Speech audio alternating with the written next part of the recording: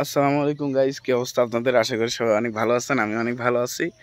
And guys, আজকে আরেকটা blog শুরু হয়ে গেল। আজকে হচ্ছে জুন মাসের 22 তারিখ। আজকে শনিবার।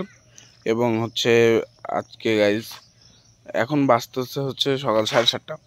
এত আগে উঠে গেছি। অ্যান্ড গ্রামের পরিবেশটা আপনাদেরকে দেখাই।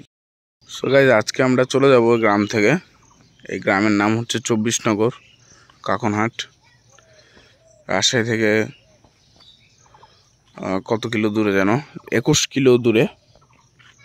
রাজশাহী থেকে 21 কিলো দূরে এটা। অ্যান্ড আমরা আজকে এখন যাব, এখন এখন না, যাব বিকালে। আমরা যাব হচ্ছে বিকালে। আমরা রাজশাহী ব্যাক করব বিকালের দিকে হয়তো। অ্যান্ড গাইজ,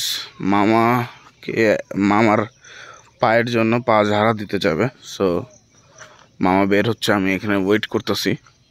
অ্যান্ড গাইজ, মামা আসলে মামার পা ঝাড়া দিতে যাব।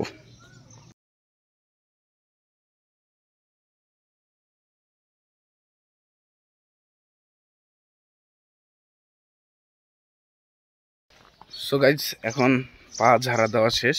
এখন যাচ্ছি বাসার দিকে।